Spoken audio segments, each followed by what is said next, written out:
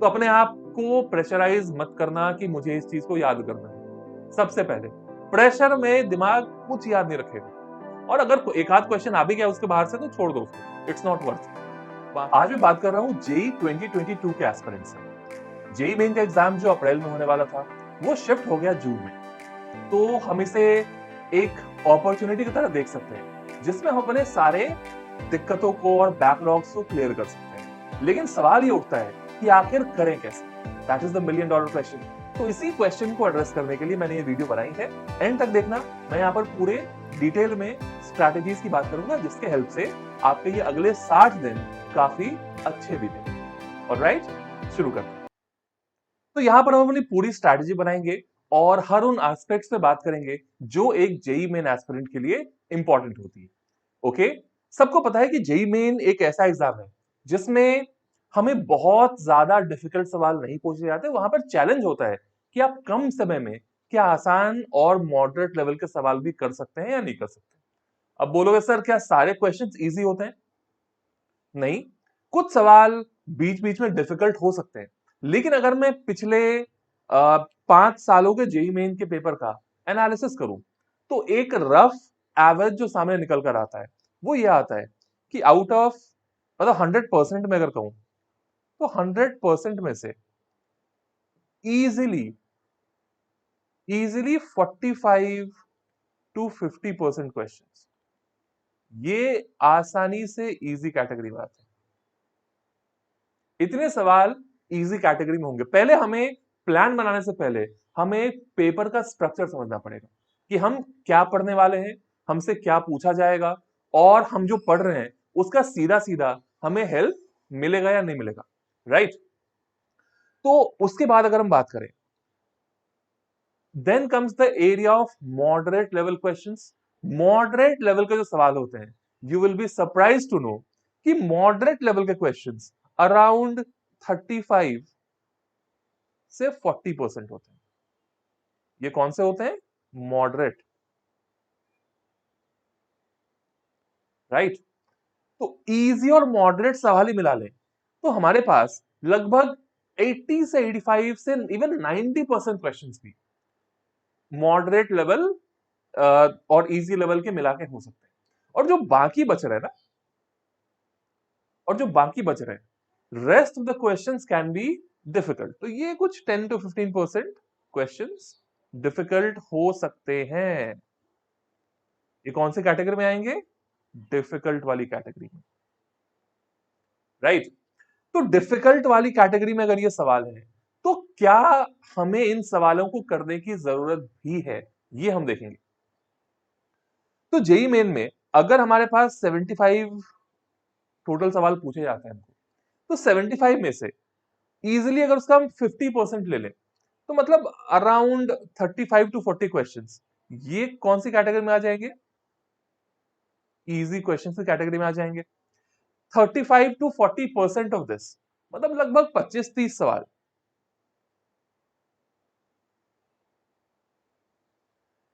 ये आ जाएंगे मॉडरेट की कैटेगरी में। उसके बाद जो बाकी बच रहा है ना, ये हो सकता है 10 क्वेश्चन के आसपास कुछ, ये हो सकता है डिफिकल्ट क्वेश्चन की कैटेगरी में।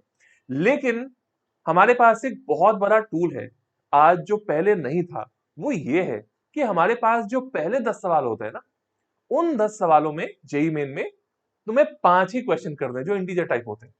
राइट? तो जेई मेन में एक बहुत बड़ी दिक्कत क्या होती है, अगर तुमने पहले किसी क्वेश्चन को अटेम्प्ट किया ना और वो तुमसे नहीं हुआ तो वो साइकोलॉजी को बहुत बुरी तरीके से मिस कर देता है। तुम्हें लगेगा कि अरे यार ये पेपर लगता है उतना अच्छा नहीं हो पाएगा, इसमें तो मैं अच्छा तो नहीं कर रहा हूं। और फिर अगला क्वेश्चन किया और गलती से अगर वो भी नहीं हुआ तो हमारा कॉन्फिडेंस ही ड्रेन आउट हो जाता है। फिर लगता है नहीं यार हमसे तो ये पेपर नहीं हो पाएगा अच्छे से, मतलब पता नहीं, मतलब नहीं हो रहा है। तो इस कॉन्फिडेंस के लिए, ये कॉन्फिडेंस ड्रेन आउट ना हो जाए एग्जाम में, इसीलिए मेरा एडवाइस होता है कि you should always focus on the first 10 questions, जिसमें से तुम्हें सिर्फ 5 ही करने हैं।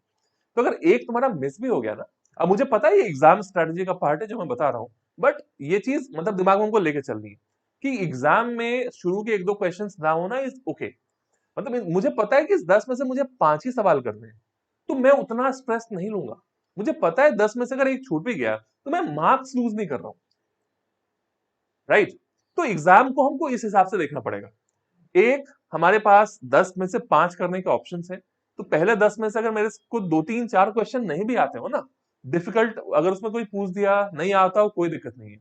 मॉडरेट लेवल का भी क्वेश्चन मेरे से नहीं हो रहा हो, कोई दिक्कत नहीं है, मुझे 5 ही करने हैं। राइट। चलो, तो ये इजी मॉडरेट डिफिकल्ट में तो हम इसको डिवाइड कर सकते हैं। तो मैंने इसको डिवीजन क्यों किया है? मैंने डिवीजन इसलिए किया है कि सब लोग स्ट्रेस लेते हैं इस कैटेगरी का कि डिफिकल्ट सवाल आ गए तो क्या होगा।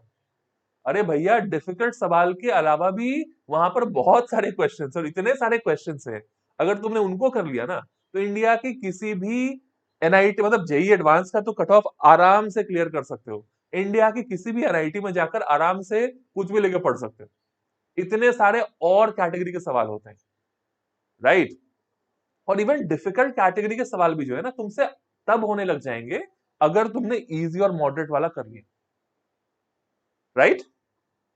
तो अब बोलोगे सर ये ज्ञान तो हमको पता नहीं, ऑलरेडी है मेरे में, लेकिन हम इस लायक कैसे बने कि हम ये वाले और ये वाले सवाल कर लें, और अगर हम अच्छे से पढ़ेंगे तो शायद इसमें से भी कुछ सवाल हम कुछ को तो निकाल ही लेंगे।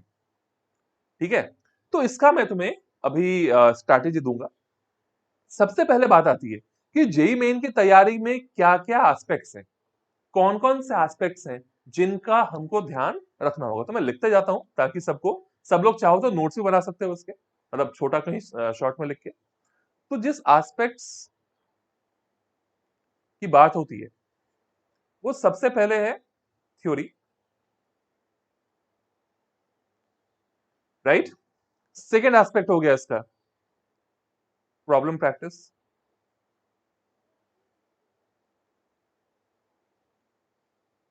थ्योरी मतलब मैं बात कर रहा हूं रिविजन की। प्रॉब्लम प्रैक्टिस हो गया। तीसरा हो गया mock test. Right. Mock test and PYQ में ये लिख देता हूं, प्रीवियस ईयर क्वेश्चन। और फोर्थ एस्पेक्ट हो गया इसका मेमोराइजिंग।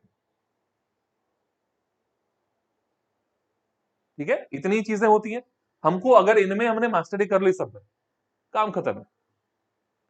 तो बारी बारी से हम लेते हैं सबको, तुम्हें भी क्लियर हो जाएगा कि मैं किस तरह के प्लान बनाने की बात कर रहा हूं। देखो, मैं तुम्हारा प्लान तुमको बना के नहीं दे सकता।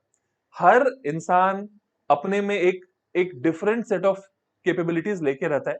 तो तुम्हें खुद का प्लान 100% तो खुद ही बनाना पड़ेगा, लेकिन मैं तुम्हें पूरी तरह से गाइड कर सकता हूं। और अगर तुम्हें अपने प्लान बनाने में परेशानी है तो मुझसे कांटेक्ट करना, I will help you out in that. इस वीडियो के कमेंट में भी अगर तुम्हें कहीं थोड़ी बहुत दिक्कत फील हो रही है तो लिख सकते हो। ठीक है, तो हम लोग डिटेल में इन सारी चीजों पे बात करेंगे। मुझे पता है सब मेमोराइजिंग सुन के सब लोग बोलते हैं अरे सर याद ही नहीं हो रहा है, कल याद कर रहे हैं परसों भूल रहे हैं, तो उसको भी हम लोग यहाँ पे केटर करेंगे। ठीक है।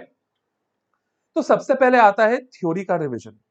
थ्योरी का जो रिविजन है ये कैसे करें? तो चलो मैं इस सेगमेंट को ही अलग अलग ले लेता हूं, that is theory revision, because ये काफी इंपॉर्टेंट सेगमेंट है। Theory revision. तो थ्योरी रिवीजन के लिए कई सारे लोग थोड़ा कंफ्यूज होते हैं कि कौन से सोर्स को हम फॉलो करें। तो आजकल मार्केट में बहुत सारे सोर्सेज अवेलेबल भी हैं, यूट्यूब पर भी वीडियोस हैं। यूट्यूब पर कई सारे रिवीजन सीरीज है, बहुत सारी है, मैं भी चला रहा हूँ, उसका प्लेलिस्ट जाकर इस चैनल के वीडियो सेक्शन में देख सकते हो। तो रिवीजन करने के का सबसे बेस्ट तरीका क्या है? देखो, तरीका कोई भी बेस्ट नहीं होता। एक मैं मूवी का डायलॉग बोलूंगा, तुम्हें उस तरीके को चूज करना होगा और उसे बेस्ट बनाना पड़ेगा। ओके। तो हमें तरीका कोई स्टैंडर्ड सा चुनना है और उस तरीके को हमें इस तरह से यूज करना है ताकि वो तरीका बेस्ट बन जाए हमारे लिए। राइट। तुम बेस्ट से बेस्ट तरीका फॉलो करके भी अच्छा नहीं कर सकते अगर तुमने सही मेथड से, सही डेडिकेशन से उसे नहीं किया। ओके। तो बात आती है थ्योरी रिवीजन हम कहां से करें। तो थ्योरी रिवीजन के लिए हमारे पास क्या क्या सोर्सेज अवेलेबल है उसका थोड़ा हम एक एनालिसिस करते हैं। हमारे पास बुक्स हैं। राइट। हमारे पास यूट्यूब पर लेक्चर्स हैं। हमारे पास नोट्स कौन से हैं? अपने वाले। हमारे पास इंटरनेट पर टाइप करोगे फलाना चैप्टर नोट्स, तो बहुत सारे नोट्स तुम्हें इंटरनेट से भी मिल जाएंगे।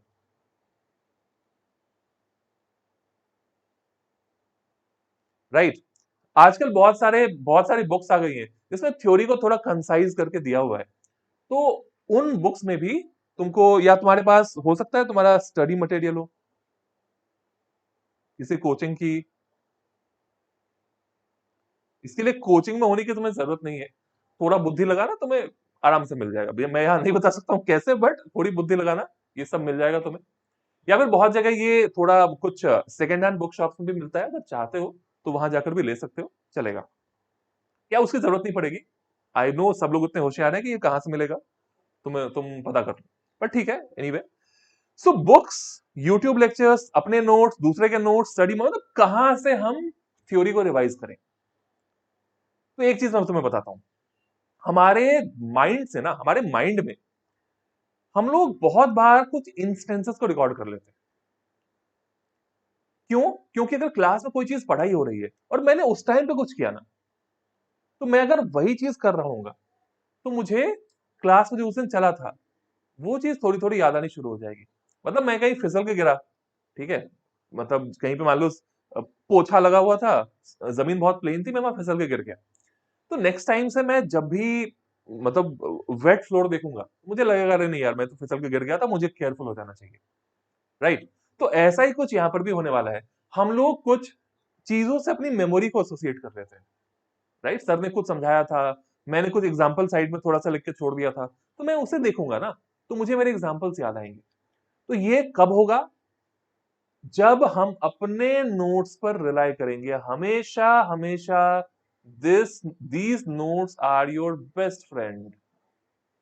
ये क्या है? तुम्हारे बेस्ट फ्रेंड। इनका साथ कभी नहीं छोड़ना है। हमारा रिवीजन का नंबर वन स्पॉट होगा हमारे अपने नोट्स जो हमने बनाए हैं। राइट। 90% चीजें तुम्हें तुम्हारे नोट्स से कवर होती हुई दिखेंगी अगर तुमने अच्छे से नोट्स बनाया तो। अब नोट्स से कैसे कवर करोगे? तो एक चीज कर सकते हो कि जो जेई मेन का सिलेबस है ना, राइट, ये डाउनलोड कर लो। और मान लो जैसे कोई भी चैप्टर उठाते हैं, मान लो काइनेमैटिक्स है, ठीक है, रेस्ट एंड मोशन है, जो भी है, तो उसमें देखो कि कौन कौन से टॉपिक्स यहां पर उन्होंने सिलेबस में डाले हुए हैं। राइट। और देखो कि तुम्हारे नोट्स में क्या ये सारी चीजें डिटेल उससे ज्यादा कवर्ड हो तो बहुत बढ़िया है, लेकिन कम से कम उतनी चीजें डिटेल में कवर्ड है या नहीं है। अगर डिटेल में कवर्ड है तो कोई दिक्कत नहीं है, तुम्हें तुम्हारे नोट्स के बाहर देखने की जरूरत ही नहीं है। राइट, तुम्हें तुम्हारा बेस्ट फ्रेंड अच्छे से काम दे सकता है। लेकिन अगर यहां पर कुछ चीजें हैं जो मिसिंग है, कोई कुछ थ्योरी है जो तुमने शायद नहीं लिखा हो या फिर क्लास में कवर नहीं हुआ हो, then you have to take help of either some notes, या इंटरनेट से तुम्हें कहीं से नोट्स मिल जाए, या किसी स्टडी मटेरियल से, या फिर एचसीवी, डीसी पांडे, या जो भी बुक्स तुम्हारे पास होंगे, जो भी बुक अवेलेबल है, उसकी थ्योरी देख सकते हो। सीधा सीधा उसकी थ्योरी देखने मत जाना। ऑलराइट। दूसरी दिक्कत होती है कि स्टूडेंट्स क्या करते हैं ना, रिवीजन के लिए बड़े बड़े जो यूट्यूब के लेक्चर्स या वीडियोस होते हैं वो देखना शुरू कर देते हैं। मतलब एक चैप्टर पे कुछ 6 घंटे 8 घंटे का वीडियो बना हुआ है, सारा वीडियो बैठ कर देख रहे हैं। ये चीज अभी के लिए तुम्हारा टाइम किल कर सकती है। अगर किसी चैप्टर में ऐसी जरूरत है कि तुम्हें पूरे के पूरे वीडियोस देखने पड़ जाएं, तो उसको अभी थोड़ा सा हॉल्ट कर दो, क्योंकि वो तुम्हारा बहुत ही प्रेशियस टाइम खा जाएगा। ओके। तो अभी हम क्या करेंगे, अभी हमारे पास जिन चैप्टर्स को हमने एटलीस्ट 50% पढ़ा हो, मतलब पढ़ा है, थोड़ा कुछ याद है, थोड़ा कुछ भूल गए हैं, उससे नीचे वाले चैप्टर्स, मतलब जो बिल्कुल नहीं आ रहा है, बिल्कुल नहीं आ रहा वाले को फिलहाल तुम्हें साइड करना पड़ेगा, उससे हम स्टार्ट नहीं कर सकते। क्योंकि हमारा क्या होगा कि रिवीजन के प्रोसेस में शुरू में बहुत मेहनत लग जाएगी। जो चीजें नहीं आ रही हैं वो तो तुम्हें ऑलरेडी डरा रही थी। रोटेशन मान लो मुझे नहीं आ रहा है, एग्जाम्पल दे रहा हूं, मान लो नहीं आ रहा है, तो मैं रोटेशन से अगर शुरुआत करूंगा ना रिवीजन की, तो वो मेरे रिवीजन के टेम्पो को डाउन कर देगा। तो रिवीजन का टेम्पो हमेशा उन चीजों से शुरू करो जो थोड़ा सा कम है। मतलब 100% पढ़ना है तुमने, 70% पढ़ रखा है, तो तुम्हें रिजल्ट्स तुरंत दिखेंगे। तुम्हें 70 से 100 तक का जो सफर है वो तुम अपने आप को कवर करते देखोगे, तो उससे काफी सारी मोटिवेशन तुम्हें मिलने वाली है। तो आगे का प्रोसेस उससे क्या होगा, और ज्यादा इजी हो जाएगा। ओके। तो क्या क्या करना है हमको, बेस्ट फ्रेंड हमारे नोट्स है, नोट्स को देखो। और हमें बुक्स की हेल्प तब लेनी है अगर हमारे नोट्स में कोई चीज मिसिंग है, ठीक है। और नोट्स की अगर हम बात करें तो नोट्स में थ्योरी ही नहीं होती, थ्योरी के साथ साथ यहां पर कुछ सॉल्व्ड एग्जांपल्स भी होंगे, राइट? जो एग्जांपल्स क्लास में थ्योरी के टाइम कराया गया हो, ठीक है, उसका सोल्यूशन तुम्हारे पास होगा। तुमने कुछ गलत किया होगा तो शायद वो भी लिखा हो, राइट? तुमने अगर कुछ लिख के कुछ वहां कट किया होगा, अच्छा अच्छा ये तरीका गलत है, तो ये छोटी छोटी चीज है ना, तुम्हें अच्छे से मतलब उस चीज को रिविजिट करने में हेल्प करेगी, which is very important. Okay, और साथ साथ इसमें मैं ऐड कर देता हूं, जो तुमने मतलब प्रैक्टिस, या चलो ये मैं आगे लाऊंगा, कोई नहीं। I hope theory revision is quite clear. हमें फोकस्ड रहना है। 10 चीजों को एक एक बार करने से बेटर हम एक चीज को 10 बार करें। 10 बार मतलब इज मेटाफॉर, 10 बार करने मत बैठ जाना, जरूरत नहीं पड़ेगी। तो तुम्हें देखना है कि मुझे उस चैप्टर को पढ़ के मुझे उसकी 80% चीजें कम से कम याद हो। So I think that I am like done with that chapter. फिर मैं अगले चैप्टर पे मूव करूंगा क्योंकि मुझे सारे कवर करने हैं, right? Okay, so the next thing is क्या था? Problem practice. तो ये प्रॉब्लम हम सर कहां से प्रैक्टिस करें? प्रॉब्लम प्रैक्टिस, ठीक है। प्रॉब्लम प्रैक्टिस हम कहां से करें? तो प्रॉब्लम प्रैक्टिस के लिए सबसे पहली बात है कि मुझे थ्योरी पे ग्रिप होनी चाहिए। मैं सीधा क्वेश्चन करने आऊंगा तो कहां से होगा क्वेश्चन? थ्योरी पता ही नहीं है। थ्योरी तो हमें पता होनी चाहिए, इंपॉर्टेंट रिजल्ट्स हमें दिमाग में होने चाहिए, उसके बाद ही हम प्रॉब्लम प्रैक्टिस पर आएंगे, राइट? तो लोग कहते हैं कि नहीं सीधा क्वेश्चन करना शुरू कर दो, वो वैसा तभी करो जब तुमने बाकी चीजों को, मतलब जो थ्योरी पोर्शन है, कम से कम 80% 70% तुम्हारे दिमाग में है, तभी सवाल भी करना शुरू कर दो और साथ इन पैरेलल थ्योरी भी देखो, राइट? लेकिन अगर उसमें डाउट है तो पहले थ्योरी को हम थोड़ा सा क्लियर करेंगे। शुरू के 7 दिन 10 दिन हम थ्योरी में लगाएंगे थोड़ा ज्यादा, उसके बाद हम प्रॉब्लम्स को करना प्रॉपर्ली शुरू करेंगे। या फिर ये भी पार्ट वाइज भी कर सकते हैं कि मैंने टारगेट लिया कि 11th का आधा मैं अगले 2-3 दिन में कर लूंगा। देखो एक चैप्टर को ढंग से करने में ना 1 सवा 1.5 घंटा के आसपास ही लगेगा, तुमको उससे उससे ज्यादा नहीं लगेगा। और बहुत अच्छे से करोगे तो ठीक है, तो एक दिन में 2-3 चैप्टर भी खींच दिए तुमने, तो आई गेस अच्छे पेस पे ये जो सिलेबस है तुम्हारा निकल जाएगा। तो पार्ट वाइज भी कर सकते हो कि अच्छा 11th को इतने दिन में खत्म करना है, 12th को, तो अपने हिसाब से टारगेट बना लेना। इसलिए मैंने कहा टारगेट सेटिंग तुम्हारे हिसाब से होनी चाहिए। प्रॉब्लम प्रैक्टिस की बात करें तो ये प्रॉब्लम कहां से प्रैक्टिस कर सकते हैं? सबसे पहले अपने ओल्ड डीपीपीज या मटेरियल, जो भी तुम्हारे पास है, जो भी सोर्स तुमने फॉलो किया था, उस सोर्स के पास जाओ। अगर तुमने एचसी वर्मा के किताब को अच्छे से फॉलो किया था शुरू में, तो वो वाली किताब तुम्हें करनी है। डीसी पांडे का तुमने फॉलो किया था तो उस किताब के पास जाना है।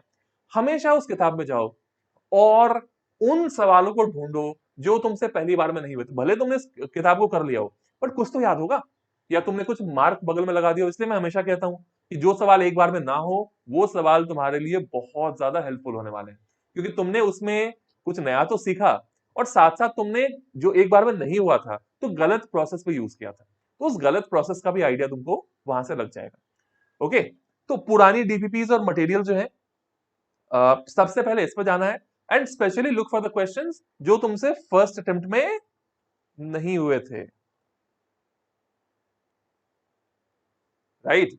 उन सवालों को जाके दोबारा जरूर करना। उन सवालों को करने से तुम्हें काफी ज्यादा कॉन्फिडेंस फील होगा। या तो वो क्वेश्चन तुमसे होंगे, या वो क्वेश्चन तुमसे नहीं हो रहे तो दोबारा से देख लो कि अच्छा ये एरिया है जो मुझे ना थोड़ा सा परेशान कर रहा है, तो उस एरिया की थ्योरी को थोड़ा ज्यादा टाइम देकर पढ़ना, ठीक है? तो उसको उसको दोबारा भी पढ़ सकते हो, या फिर अगर सवाल हो गए तो बहुत खुश हो गए, चलो यार तैयारी तो पहले से बेटर चल रही है। तो शुरुआत हम यहां से करेंगे। मतलब ऐसा नहीं कि पूरा मटेरियल बनाने बैठ जाएंगे, हम कम से कम उन सवालों को करेंगे जो सवाल हमसे एक बार में नहीं हुए हों, ठीक है? अगर तुमने मार्क नहीं किया है कि वो कौन कौन से सवाल थे, तो अपनी मेमोरी बेस्ड थोड़ा सा देखना कि क्या क्या है, या तुम्हें देख के लग रहा हो कि नहीं ये तो थोड़ा डिफिकल्ट लग रहा है, या कोई प्रोजेक्टाइल का सवाल है, अच्छा ये तो इक्वेशन और ट्रेजेक्टरी वाला है, इसमें तो थोड़ा फंसते हैं, तो चलो एक बार करके देखते हैं, ठीक है? तो मतलब तुम्हारे जितने भी सवाल होंगे, मान लो 100 क्वेश्चन है तुम्हारे मटेरियल पे, या जिस उस बुक में जो तुमने पहली बार में किया था, तो 100 में से मैं कम से कम 15-20 सवाल करने की कोशिश करूंगा, ठीक है? That is good enough. उसके बाद हम अपने बाकी सोर्सेस पर मूव कर सकते हैं। आजकल प्रॉब्लम प्रैक्टिस के लिए तो इतने सारे सोर्सेस हैं कि पूछो ही मत। प्रॉब्लम प्रैक्टिस के लिए तुम कोई सी भी जेई मेन के लिए जो बुक होती है स्पेसिफिक, वो भी खरीद सकते हो। बहुत जगह से तुम्हें अवेलेबल भी हो सकती है, जिसके लिए तुम्हें शायद पे भी ना करना पड़े। थोड़ा दिमाग लगाना अपना, राइट। या फिर बहुत सारे जो कोचिंग्स होते हैं उनके मटेरियल भी होते हैं जिसमें उन्होंने 500 क्वेश्चन 1000 क्वेश्चन का सेट दे दिया हो, तो वहां से जे मेन स्पेसिफिक एडवांस वाला करके मेन की फिर मतलब मेन के लिए एडवांस का करके तुम्हें ज्यादा फायदा नहीं मिलेगा, राइट। तो हम लोग जे मेन का टारगेट बना रहे हैं, तो this is what is going to be our plan. इसके बाद हम क्या करेंगे, इसके बाद हम न्यू क्वेश्चन सेट्स पर मूव कर जाएंगे। New question sets for JEE Main, ये इजीली तुम्हारे पास अवेलेबल हो सकता है, थोड़ी बुद्धि लगाना, इंटरनेट पर सब मिल जाता है, राइट। तो और कुछ लोग हैं जो मतलब जिनकी थ्योरी थोड़ी जल्दी हो चुकी है, मतलब जिन्होंने थ्योरी ठीक ठाक कवर कर लिया है, तो वो सीधा भी इस पर आ सकते हैं, ऑलराइट। जिन्होंने 11th मान लो ठीक ठाक तरीके से पढ़ ही लिया है, तो वो सीधा इस स्टेप पर ओल्ड डीबीपीज के वो सवाल जो तुमसे नहीं हुए हो, या सर ने क्लास में कोई अच्छा क्वेश्चन कराया हो, right, irrespective of mains and advance, कुछ अच्छा अगर क्लास में हुआ है तो उसको देख लेना, राइट। और फिर नए नए सवाल हमें करने हैं JEE Main specific. JEE Main specific मान लो जो क्वेश्चन बैंक्स होते हैं, प्रीवियस ईयर वाले नहीं, बेसिक नॉर्मल क्वेश्चन बैंक बहुत सारे पब्लिकेशन का आता है, वो भी ले सकते हो, या फिर जो मैंने कहा इंटरनेट, बाबा की शरण में जाना, कुछ ना कुछ प्रसाद में मिल ही जाएगा, राइट। तो ये रहा प्रॉब्लम प्रैक्टिस। तीसरा है मॉक टेस्ट और पीवाईक्यू। तीसरा है मॉक टेस्ट एंड पीवाईक्यू। तो पहले बात करते हैं मॉक टेस्ट। मॉक टेस्ट के लिए हम लोग, मेजोरिटी ऑफ यू जो लोग सीरियस एस्पिरेंट्स हैं, वो लोग कहीं कोई ना कोई टेस्ट सीरीज जरूर कर रहे होंगे। क्या लिख रहे हैं, टेस्ट सीरीज।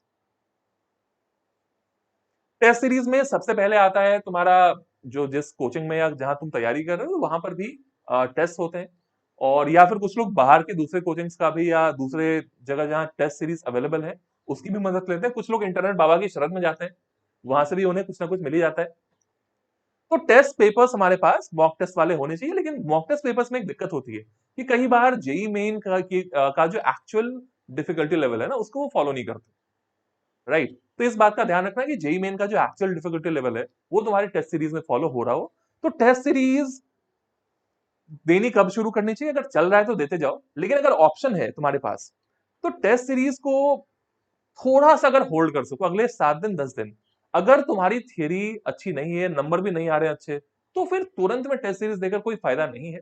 थोड़ा सा 10-12 दिन का टाइम दो अपने आप को, टेस्ट से थोड़ा सा ब्रेक लो, ट्राई करो कि अपने आप पर बिना प्रेशर दिए हम थ्योरी को और प्रॉब्लम प्रैक्टिस जो फर्स्ट 2 स्टेप्स थे उसको अच्छे से कर ली, ठीक है। लेकिन अगर तुम 50% से ज्यादा स्कोर कर रहे हो टेस्ट में, मतलब अगर तुम्हारा टेस्ट में स्कोर, ये जो टेस्ट दे रहे हो उसमें 33% से भी नीचे है या 40% से नीचे है, राइट, इससे भी नीचे स्कोर है तुम्हारा, तब तो तुम्हें 10 दिन का या 12 दिन का ब्रेक लेना चाहिए टेस्ट वगैरह से। अपने थ्योरी को थोड़ा सा स्ट्रेंथन करो, थोड़ा ज्यादा प्रॉब्लम प्रैक्टिस करो, ठीक है। और उन चैप्टर्स पे अभी लफड़ा नहीं लेना है जो तुमसे बिल्कुल नहीं हुए थे। अगर मुझसे रोटेशन नहीं हुआ था तो छोड़ दूंगा मैं, कोई दिक्कत नहीं है। मुझसे इलास्टिसिटी तो हुई थी, वो आसान चैप्टर था। मुझसे न्यूटन लॉज ऑफ मोशन के 2 फोर्स वाले क्वेश्चन हो रहे थे, उस पर ध्यान देंगे। तो जो हो रहा है हमको उस पर ध्यान देना है फिर, ऑलराइट। तो मॉक टेस्ट के लिए ये सोर्सेस है। प्रीवियस ईयर क्वेश्चन के लिए तुम्हें किसी सोर्स की जरूरत नहीं है। प्रीवियस ईयर क्वेश्चन में क्या होता है, प्रीवियस ईयर क्वेश्चन में तुमको कोई कुछ ज्यादा परेशान होने की जरूरत ही नहीं है, ये अवेलेबल है, आराम से इसको ऑफिशियली डाउनलोड कर सकते हो सारे क्वेश्चंस। और इवन 2018 के बाद के जो पेपर्स है ना, इनको तो जरूर से जरूर करना, ये बहुत ही इंपॉर्टेंट है। और स्पेशली उसके बाद जब बहुत सारी सिटिंग हो गई थी ना, तो एक एक साल में 12-12 मतलब कितने, दो बार जेई मेन में तो 12-12 24-24 पेपर हो रहे थे एक साल में। तो सोचो कितने, एक साल में तुम्हारे पास 500-600 क्वेश्चन आ रहे हैं। उसके बाद ये चीज 2 साल रिपीट हुई, तो इतने सारे क्वेश्चन तुम्हें पीवाईक्यू से मिल जाएंगे ना, इतने सारे क्वेश्चन कि तुम्हें बहुत ज्यादा प्रैक्टिस करने की, एक्सटर्नल सोर्सेज पे रिलाई करने की जरूरत ही नहीं पड़ेगी। इवन इसके अलावा भी एनटीए वालों ने एक ऐप बनाया है जिसका नाम क्या है, अभ्यास। कितने लोगों को पता नहीं था इसके बारे में, एक अभ्यास नाम का ऐप है, उस पे उन्होंने और सारे सवाल डाले हुए हैं। तो तुम्हारा जो ये जो new question sets for JEE Main है ना, इसको थोड़ा सा अभ्यास ऐप से भी रिप्लेस कर सकते हो। अभ्यास ऐप या प्रीवियस ईयर क्वेश्चन, इसमें तुम्हें इतनी ज्यादा प्रैक्टिस मिल जाएगी। और इसमें फायदा क्या है कि ये एग्जैक्टली जेईई मेन लेवल का होगा। इसमें ऐसा तो जरूरी नहीं कि जेईई मेन खुद से डिफिकल्ट सवाल पूछे, तो तुम्हें एक्चुअली जेईई मेन का आइडिया भी लगेगा कि पेपर किस टाइप के आते हैं और हमें किन किन चीजों पे बिल्कुल फोकस करना चाहिए। तुम बार बार देखोगे कि अच्छा ये तो बार बार कुछ पॉलीमर से सवाल पूछ रहा है, छोटे छोटे वाले। अच्छा ये तो बार बार बायोमोलिक्यूल्स के ये वाले क्वेश्चन पूछ रहा है। तो हमको वो जो छोटे छोटे फैक्ट बेस्ड सवाल है ना, वो कहां कहां से पूछे जा सकते हैं, कहां से पूछ के तुम्हें कंफ्यूज किया जा सकता है, उस चीज को हमें अच्छे से क्लैरिफाई करना है। राइट? तो एनसीईआरटी कैसे पढ़ना चाहिए, इस पे मैं एक डिटेल वीडियो में बात करूंगा। लेकिन अभी जो थ्योरी रिवीजन है, मैं आगे एनसीईआरटी पे भी आऊंगा मेमोराइजिंग वाले पार्ट में। तो मॉक टेस्ट, पीवाईक्यू और अभ्यास आप मिला के सफिशिएंट होने चाहिए। लेकिन अगर साथ साथ कोई और भी टेस्ट सीरीज दे रहे हो तो चलेगा, इसको कंटिन्यू रखो। लेकिन अगर तुम्हारे स्कोर 40% से ऊपर है तो नहीं है, एक छोटा सा ब्रेक लो, अच्छे से थ्योरी और प्रॉब्लम प्रैक्टिस वही करो, स्टेप 1 और 2, and then come to step number 3। Okay? और अब आते हैं स्टेप नंबर 4 पे कि सर याद नहीं होता है, याद कैसे करें? मेमोराइजिंग, मेमोराइज कैसे करें, चीजें हमको याद नहीं होती। तो मेमोराइज करने के लिए जो मैं बेस्ट चीज कहूंगा, इसमें ये बेस्ट काम तब करता है, ट्राई नॉट टू मेमोराइज। ये एक हैक होता है। अपने आप से मत कहो कि मुझे याद होना है, ये ट्राई करो। ये ट्राई करना है कि मतलब अपने आप से कहना ही नहीं कि तुमको याद करना है। जैसे तुम अपने आप से कहोगे अरे ये चीज भूलना नहीं है, दिमाग बोलेगा अब तो लेगा नहीं, अब तो तुम याद ही कर लेना मुझे। तो अपने आप को प्रेशराइज मत करना कि मुझे इस चीज को याद करना है। सबसे पहले प्रेशर में दिमाग कुछ याद नहीं रखेगा, उल्टा पुल्टा करके कुछ से कुछ कचरा तुम्हारे सामने लाता रहेगा। ठीक है? फिर याद करोगे भूलोगे, याद करोगे भूलोगे, वो साइकिल चलती रहेगी। तो याद करने के साइकिल को हमको स्टार्ट ही नहीं करना है। याद करते हैं हम फिर भूल जाते हैं, ऐसे करके चलता है ना साइकिल। तो याद करने की कोशिश मत करो।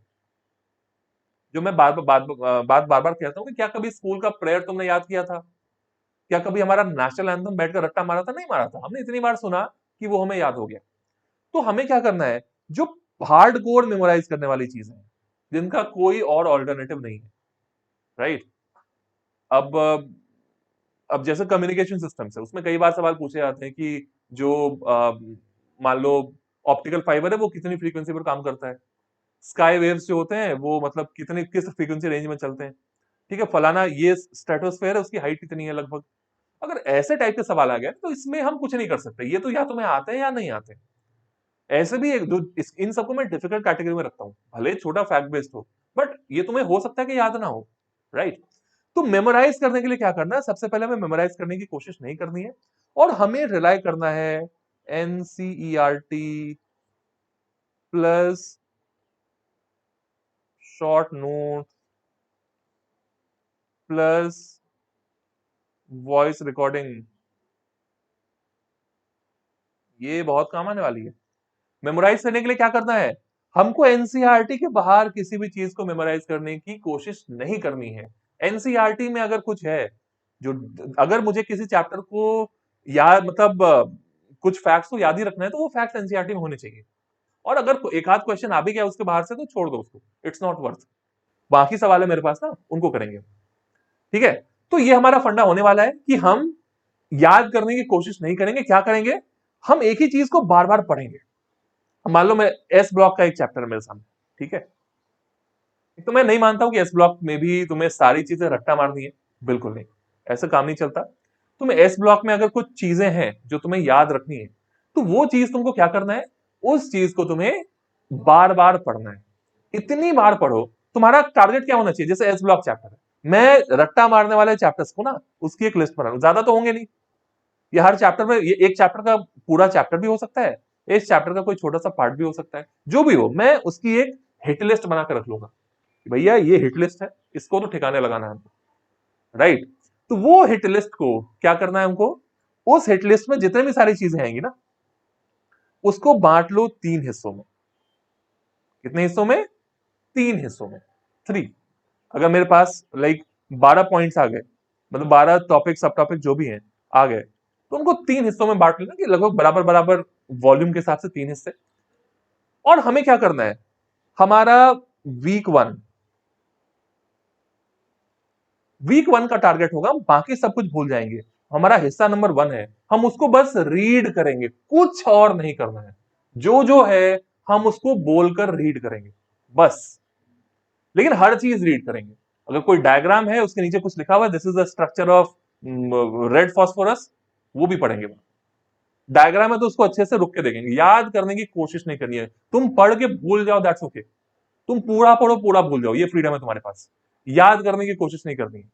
तो तुम देखना, तुम अगर एक वीक के 7 दिन सेम चीज को पढ़ोगे ना, तुम्हें जो याद करने वाली चीजें अपने आप याद हो जाएंगी बिना एफर्ट के। ट्राई करके देखना, बताना मुझे कमेंट्स में बताना। सेकेंड सेकेंड वीक सिर्फ इनको देखना है, बाकी चीजें भूल जाओ। फर्स्ट वीक आप भूल रहे जाने दो, फर्क नहीं पड़ता। सेकेंड वीक में हर दिन सेम चीज को मतलब मुझे पढ़ना सुबह उठ के प्रेफरेबली। थर्ड वीक ये करो and then repeat the cycle. Week 4 ये हो जाएगा, 5 में ये, 6 में ये, मतलब ऐसे करके इस साइकिल को रिपीट करते रहो। 2 साइकिल के बाद ना तुम्हें पेज नंबर डायग्राम का कलर तक याद हो जाएगा, वो छप जाती है दिमाग में। That's how our brain works. तुम याद करने की कोशिश ना करो और बार बार देखो उस चीज को, याद हो जाएगा। होता है ना, तुम्हें घर के आसपास की चीजें, तुमने बहुत चीजें नहीं देखी होंगी, मतलब याद करने की कोशिश नहीं की होगी, बट दिमाग में छप जाती है। अच्छा इसके बाद ये दुकान है, उसके बाद वो दुकान है, फिर ये ऐसे टर्न है, ये है, हर चीज याद रहता है क्योंकि हमने बार बार देखा है और याद करने की कोशिश नहीं की है। That's a hack, right? तो ये तुम्हें हेल्प करेगा याद करने में। शॉर्ट नोट्स, शॉर्ट नोट्स की आप एनसीईआरटी में हो सकता है जो जो याद करने वाली चीजें हो मैं उसे एक छोटे से चिट पर लिख लूं, पूरे चैप्टर को नहीं लिखना है। लेकिन अगर मुझे पता होना चाहिए कि माइक्रोवेव की क्या फ्रीक्वेंसी है, तो मैं यहां पे लिख लूंगा अगर मुझे लग रहा है कि वो इंपॉर्टेंट है। तो याद करने वाली चीजें या तो हाईलाइटर मार दो बुक में ही, या फिर ऐसी छोटी छोटी चिप्पियां जो होती है ना, पेज में चिपका दो, कोई दिक्कत नहीं, बुक पुरानी हो चुकी है चलेगा। स्टिकी नोट्स पेज में चिपका कर रख दो, right? So that is how you can help your self remember something. और तीसरी बात है वॉइस रिकॉर्डिंग। वॉइस रिकॉर्डिंग कर सकते हो कि 7 दिन है ना, तुम्हें उन 7 दिन में किसी एक दिन अपने फोन का वॉइस रिकॉर्डर ऑन कर देना जब तुम सारी चीजें पढ़ रहे होगे। तुम्हारे पास वीक 1 की रिकॉर्डिंग भी होनी चाहिए, वीक 2 की भी होनी चाहिए और वीक 3 की भी होनी चाहिए, राइट? तो ध्यान रहे, जब हम वीक मतलब सेकेंड पार्ट को रिवाइज कर रहे होंगे सुबह के टाइम में, तो सोते टाइम ना, शाम को जब मेरा खाली टाइम होता है, तो मैं कोशिश करूंगा कि मैं फर्स्ट पार्ट की चीजें, हर दिन पॉसिबल नहीं है बट वीक में 2-3 बार भी ईयरफोन से सुन लूं। फोन में ईयरफोन लगा के, कान में लगा के मैंने सुना। इससे क्या होगा, सबकॉन्शियसली वो पुरानी चीजें ना बार बार चलेंगी तुम्हारे दिमाग में, और तुम देखना कितना जबरदस्त फायदा होता है। इनऑर्गेनिक केमिस्ट्री तुम्हें पूरी अच्छे से याद हो जाएगी। पूरी याद करने लायक नहीं है उसमें सब चीजें, लेकिन कुछ जो याद करने के लिए इंपॉर्टेंट है वो तुम्हें वहां से याद हो जाएगा। ऑलराइट, ये छोटी ट्रिक थी, जरूर यूज करना इसको। ओके, तो हमारे पास जो अगले 60 दिन है, उन 60 दिनों में, इसमें तो बोर्ड एग्जाम भी आएंगे तो अपने 8-10 दिन निकाल लेना बोर्ड एग्जाम के, लेकिन जो 60 दिन है इसको हम 3 फेजेस में डिवाइड कर सकते हैं 20-20 दिन के, ठीक है? तो theory wise try to finish everything in the first 20 days. Theory वाला लफड़ा 20 दिन के बाद नहीं चाहिए मुझे, ठीक है? नो थ्योरी लफड़ा with in after the next 20 days. उसके बाद के जो 20 दिन है, और लेकिन देखना जो चैप्टर तुमने बिल्कुल नहीं किया है, बिल्कुल नहीं किया है, उसको स्किप कर दो अभी, राइट? अगर तुम्हारे पास बाकी चीजें करने के लिए हैं और कुछ चैप्टर्स ऐसे भी है जो तुमसे बिल्कुल नहीं हुए हैं, उनको अभी स्किप कर दो। नेक्स्ट 20 डेज में हम क्या करेंगे, ये 20 डेज प्रॉब्लम प्रैक्टिस का ही है, ठीक है? और पीवाईक्यू करते रहना, राइट? और अगर तुमने जैसे 20 दिन में थ्योरी खत्म होते जाए तो यहां पर भी तुम मॉक टेस्ट और पीवाईक्यू करना शुरू कर सकते हो, लेकिन थ्योरी पे थोड़ा सा ग्रिप होने के बाद, ठीक है? ऐसा नहीं कि पूरा 11 साफ है उसका पीवाईक्यू बैठ के कर रहे हैं, कोई मतलब नहीं होगा। तो उसको हमें रिवाइज अच्छे से करना पड़ेगा। और आखिरी 20 दिन जो होता है ना, ये सिर्फ प्रैक्टिस के लिए होता है, वही प्रैक्टिस पीवाईक्यू, लेकिन यहां पर थ्योरी रिविजिट भी करनी होगी तुम्हें।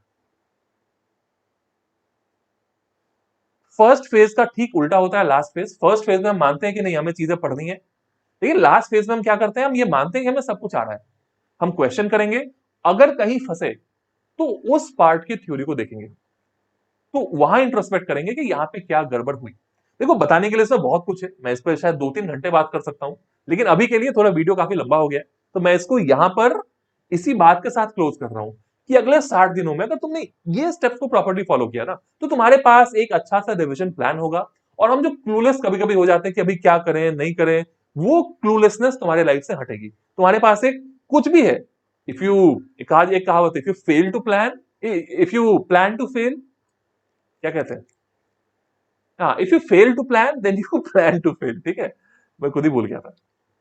तो एक प्लान हमारे पास जरूर होना चाहिए, हमें उस प्लान को अच्छे से स्टिक करना है, और उस प्लान को इतने अच्छे से जितने अच्छे से तुमने उसको प्लान करने में समय दिया है, उसका आधा समय भी एग्जीक्यूशन में दे दोगे ना, तो काफी फायदा होगा। ऑलराइट, तो इसको अच्छे से फॉलो करो। Let me know what more you want from my and, किस चीज पे मैं डिटेल में वीडियो बनाऊं, एनसीईआरटी को अच्छे से पढ़ने में, ठीक है, या फिर क्वेश्चन की प्रैक्टिस कैसे करनी चाहिए उस चीज पर, या फिर मॉक टेस्ट देने में हमें किन किन चीजों का ध्यान रखना चाहिए, पेपर के एनालिसिस कैसे करें। तो जिस चीज पर भी तुम्हें वीडियो चाहिए मुझे कमेंट्स में बता सकते हो, मैं उस पर वीडियो सबके लिए बनाऊंगा। तो इस वीडियो में आज के लिए इतना ही। It's very nice talking to all of you, और बहुत जल्दी मिलते हैं हमारे अगले वीडियो में। Bye bye.